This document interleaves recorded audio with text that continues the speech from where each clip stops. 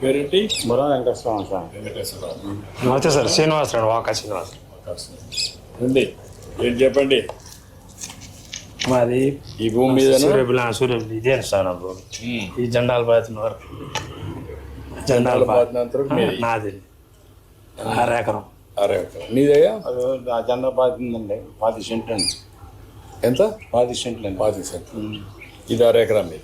నాది 6 ఎకరం. ఇప్పుడు సర్వే చేశారు, కరెక్ట్గా చేశారా? వేసారండి. ఎట్లా చేస్తున్నారు అంటే మామూలుగా మీకు ముందు ఇన్ఫర్మేషన్ ఇస్తున్నారా? సమాచారం 22లో పడింది అని చెప్పారండి. అయితే కొంచెం నేను ఆలోచించి బాధపడినాక మన ప్రభుత్వం వచ్చినాక మళ్ళీ రీసర్వే పెట్టామండి. పెడితే అప్పుడు రీసర్వే చేస్తున్నాం. రీసర్వే చేశారండి. చేసి పట్టభూమి అది ఇచ్చారు. ఇప్పుడు పట్టా భూమి ఇచ్చారు. నీకు దీని మీద ఇప్పుడు ముందు ఉండింది 22A కింద ఉండింది ప్రభుత్వ భూమి అని, దాన్ని తీసేసి ప్రైవేట్ కాబట్టి ఇప్పుడు నీకు ఇచ్చారు. అది రికార్డ్ సరి చేశారు. అవును సార్. అంత మునుపు ఏ కారణం వల్ల పెట్టారు, నీకు ఏమైనా ఐడియా ఉందా? లేదు సార్, అంతకుముందు మా నాన్నగారి కింద తర్వాత నా కిందకి వచ్చి నేను బ్యాంక్కి వెళ్తే ఇలా చెప్పారంటే నేను చాలా బాధపడ్డాను సార్, ఏంటి ఇది పరిస్థితి అని. తర్వాత రీసర్వేలు అయిద్దంటే సర్లేని చేయించాను సార్. ఇప్పుడు నీకు సర్వే చేసినప్పుడు సమాచారం ఇచ్చారా? పిలిచారు సార్, కాగితం పంపించారు సార్, సర్వే చేస్తున్నామని చెప్పారు. మళ్ళీ ఫోన్లు కట్ చేశారు సార్. ఫోన్లు చేశారు, వచ్చి చేయించాను. నువ్వు ఉండి చేయించుకున్నావు. నీ సమస్యలే చేశారు, కరెక్ట్గానే ఉండేయండి సార్. మళ్ళీ నీకు అదైనాక నీకు రాసి బుక్ ఎట్లుంటుందో అని రాసి చూపించారా? చూపించారు సార్. చూపించారు. మళ్ళీ పుస్తకం ఇచ్చారా? పుస్తకం ఇచ్చారు ఉంది సార్. అన్ని కరెక్ట్గా ఇచ్చారు? అన్ని కరెక్ట్గానే ఉన్నాయి సార్. నువ్వేంటయా? 10 సెంట్లు పట్టాకాయితం రాలేదు సార్. అప్పుడు మా నాన్నకి వచ్చింది పట్టాకాయితం. పాస్బుక్ లేదండి, 20 గంటలు ఉంది. మన ప్రభుత్వం వచ్చినాకే నాకు పాస్బుక్ పెట్టుకున్నాను. ఫస్ట్ టైం మీరు పట్టా ఇస్తున్నాం. అంత మునుపంతా కూడా లేదండి. ఇందులో కొన్ని అవకతవకలు చేశారు పోయిన గవర్నమెంట్. ప్రైవేటు భూములు గవర్నమెంట్లో పెట్టేయడం 22A కింద. అదే మరి సర్వేలు కూడా అవకతవకలు చేయడం, దానిపైన భూమి దగ్గర రాకుండా సర్వే చేసి ఇచ్చేసేయడం, అవి చాలా అవకతవకలు చేశారు. కొన్ని రాజకీయ కారణాల వల్ల కూడా మీరు భూమి అమ్మమంటారు, అమ్మలేదు. అమ్మకపోతే ఏం చేశారంటే 22A గవర్నమెంట్ భూమి పెట్టేస్తే అప్పుడు నువ్వేం చేయలేవు కాబట్టి తక్కువ ధరకి ఇచ్చేయడమో లేకుంటే బాధపడడం జరుగుతున్నాయి. అలాంటివి కూడా చేశారు. ఇవన్నీ కూడా నాకు కూడా అర్థం కాలేదు బిగినింగ్లో. చాలా ఆలోచించి పగడ్బందీ విధానం తీసుకొచ్చాం. ఆ విధానం ప్రకారం ఇప్పుడు చెప్పమా ఎట్లా చేసావు సార్? ఇది బ్రిటిష్ వాళ్ళ కాలంలో 1912వ సంవత్సరంలో సర్వే జరిగినప్పుడు సార్ దీని సబ్ డివిజన్ 1 and 2గా డివైడ్ చేశారు సార్. తర్వాత సీలింగ్ కింద కొంత భూమి తీసుకోవాలని ఎక్కువ భూమి ఉన్న వాళ్ళకి సీలింగ్ కింద కొంత భూమి పోయింది సార్. 51 సెంట్లు అనేది పోయింది సార్ 1979వ సంవత్సరంలో. దానిలో 1A1 మరియు 1A2 అనేది కూడా డివైడ్ చేశారు సార్. 1A2 అనేది కూడా సీలింగ్ భూమి సార్. అలానే ఇంకో సబ్ డివిజన్ 1B సార్. ఈ 1B అనేది 1B సార్. ఈ 1B నెక్స్ట్ మన ప్రభుత్వం వచ్చిన తర్వాత 1999వ సంవత్సరంలో మరియు కొంత భూమి కూడా సీలింగ్ భూమి ఉంది సార్. దాన్ని కూడా తీసుకోవడం జరిగింది సార్. అది 80 సెంట్లు అనేది కూడా తీసుకోవడం జరిగింది సార్. ఎవరైతే గనక పేదవాళ్ళు ఉన్నారో వాళ్ళకి కూడా ఒక 4 అనేది కూడా ఇవ్వడం జరిగింది సార్ మన ప్రభుత్వం వచ్చిన తర్వాత. పట్టా కూడా ఇచ్చాము సార్ వాళ్ళకి, వాళ్ళ పేరు మీద. 1999వ సంవత్సరంలో పట్టా అనేది కూడా ఇవ్వడం జరిగింది సార్. ఇప్పుడు ఇది మీ అర్జునుడు ఎవరు? మా నాన్నగారు. మీ నాన్నగారు. మీ నాన్నకు 99లో పట్టా ఇచ్చారు. నీకు ఐడియా లేదు అప్పుడు ఇచ్చింది? అప్పుడు ఐడియా లేదు, నీకు తెలియదు? నాకు తెలియదు. ఓకే, అప్పుడు ఇచ్చారు, పట్టా ఇచ్చారు. దానిపైన నీ దాంట్లో ఉంటే ఇప్పుడు మళ్ళీ 22A కింద పెట్టారమ్మా. అవును సార్. 2019 ఇయర్లో సార్ ఆన్లైన్ జరిగినప్పుడు 229 సర్వే నెంబర్ మొత్తం కూడా సీలింగ్ ల్యాండ్ కింద 22A1లో అనేది కూడా చేర్చడం జరిగింది సార్. దానివల్ల రైతులు కూడా చాలా ఇబ్బందులన్నీ కూడా పడి ఉన్నారు. రీసర్వే అయిపోయిన తర్వాత రీసర్వేలో సార్ మనం రోవర్ సహాయంతో రోవర్ అనేది కూడా కాస్ట్ నెట్వర్క్ అనేది కూడా మీరే ఇండియాలో ఇంట్రడ్యూస్ చేశారు సార్. అప్పట్లో తర్వాత సర్వే ఆఫ్ ఇండియా వాళ్ళు కూడా అన్ని రాష్ట్రాల్లో కూడా ఇంట్రడ్యూస్ చేయడం అనేది కూడా ఇంప్లిమెంట్ చేయడం అనేది కూడా జరిగి ఉంది సార్. ఈ కాస్ట్ నెట్వర్క్ ద్వారానే భూనక్ష పోర్టల్లో అప్డేట్ చేసి QGIS ద్వారా అనేది కూడా ఆన్లైన్ అనేది కూడా ప్రతి ఒక్క LPM కూడా ఆన్లైన్ చేయడం అనేది కూడా జరిగింది సార్. ఇప్పుడు ప్రస్తుతం మనం ఈ ఏరియా నుంచి వచ్చాము సార్. రోడ్డు ప్రస్తుతం మనం ఉన్నది ఈ ఏరియాలో ఉన్నాం సార్. ఈ ఏరియాలో ఈ రైతు ఉన్నారు కదా సార్, వాకా శ్రీనివాసరావు గారు సార్. అక్కడ రెడ్ కలర్ జెండాలు ఏదైతే కనుక పెట్టామో సార్, ఇవి అసైన్ ల్యాండ్ సార్.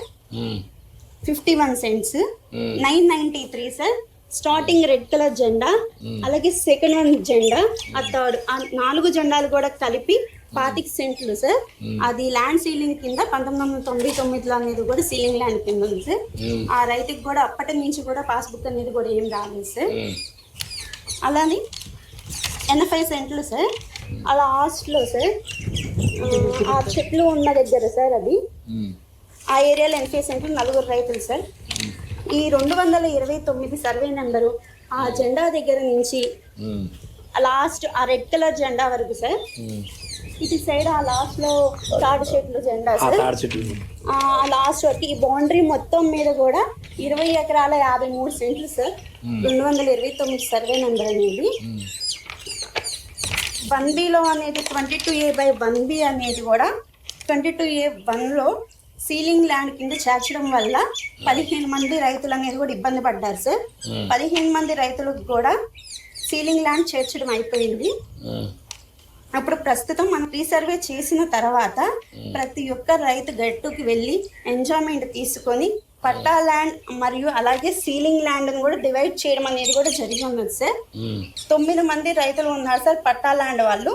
పట్టా ల్యాండ్ వాళ్ళు 9 మంది రైతులకు కూడా 8 మంది రైతులకు అనే వాళ్ళకు కూడా పట్టాలు అనేవి కూడా ఇచ్చాము సార్. ఇప్పుడు మొత్తం సెటిల్ అయిపోయింది సార్. ఇప్పుడు రీసర్వే అయిన తర్వాత 22A లిస్ట్ లో నుంచి కూడా రిమూవ్ చేయడం అనేది కూడా జరిగింది సార్. మొత్తం రికార్డ్స్ అన్ని అప్డేట్ చేశారు. ఇప్పుడు ఇంకా ప్రాబ్లమ్స్ అన్ని కూడా సార్ట్ అవుట్ చేశారు మీరు. ఇప్పుడు మీరు ఇక్కడ రైతులు ఇప్పుడు ఎప్పటి నుంచో ఈ సమస్య పరిష్కారం ఉంది. 1924లో వచ్చిన గవర్నమెంట్ ఇంకా అస్తవ్యస్తం చేశారు, రికార్డ్స్ అన్ని మార్చేసి. వాళ్ళకు కొన్ని ఆలోచనలు వచ్చాయి. ఆ ఆలోచనలు పట్టాదారు పాస్ పుస్తకం పైన వాళ్ళ పేర్లు వేసుకోవడం, ఆ ఫోటోలు పెట్టడం, రెండోది ఇక్కడ సర్వే నెంబర్లు కూడా తప్పు చేయడం, కరెక్ట్గా క్షేత్రస్థాయికి వచ్చి పర్యవేక్షణలు చేసి మీ ఆధ్వర్యంలో చేస్తుంటే ఆ సమస్య వచ్చేది కాదు. ఇష్టానుసారంగా కొన్ని చేశారు. కొన్ని దిక్కల్లో రాజకీయ కారణాలతో చేశారు, కక్ష తీర్చుకోవడానికి. కొన్ని దిక్కల్లో బెదిరించి కూడా చేసుకున్నారు. అన్ని కారణాల వల్ల భూ సమస్య ఒక జట్లం అయిపోయింది. మీలాంటి వాళ్ళంతా మనోవేదన పడ్డారు. ఇదేంట్రా మరుగు అయిపోయింది, భూమి ఉండేది 50 సెంట్లు నువ్వు అన్నావు మాట, మీరు బాధపడ్డారు. ఇలాంటివి చాలా జరిగాయి. ఇప్పుడు నేనేంటంటే ఇవన్నీ చూసినాక ఒక 20 నెలలుగా ఆలోచించాను ఉండే అనుభవంతో. ఇప్పుడు టెక్నాలజీ కూడా ఉపయోగించి దీనికి ఒక పద్ధతి పెట్టి మీ ఆధ్వర్యంలో సర్వే చేయాలి. అంటే మీ ఆధార్ తీసుకోవాలి, ఈకేవైసీ తీసుకోవాలి.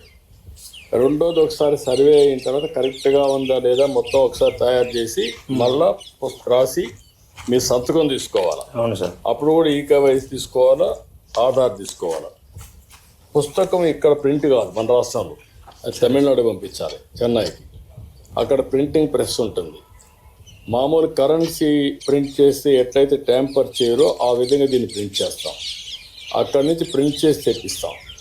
తెప్పించిన తర్వాత మళ్ళీ మీకు ఈకేవైసీ తీసుకొని ఆధార్ తీసుకొని మీకు అప్పచెప్తాం. అంటే ఒకసారి ఇచ్చిన తర్వాత దాంట్లో QR కోడ్ ఉంటుంది. నువ్వు ఫోన్లో ఎక్కడున్నా నీ పేరుతో ఉందా వేరే వాళ్ళ పేరుతో నువ్వు చూసుకోవచ్చు. ఆ ఫీచర్స్ పెట్టాం. రెండోది కంప్యూటర్లో కూడా ఇంత మునుపు రికార్డులు తారుమారు చేశారు. ఇప్పుడు అవి కూడా తారుమారు చేయకుండా రికార్డ్స్ అన్ని పగడ్బందీగా ఒక కొత్త టెక్నాలజీ ఉంది, బ్లాక్ చైన్ అని. ఆ టెక్నాలజీలో పెడితే ఎవరు దాంట్లో కలబెట్టినా ఎవరు రికార్డు మార్చినా వాడి పేరు వచ్చేస్తుంది. అది వస్తానే మీకు తెలిసిపోతుంది.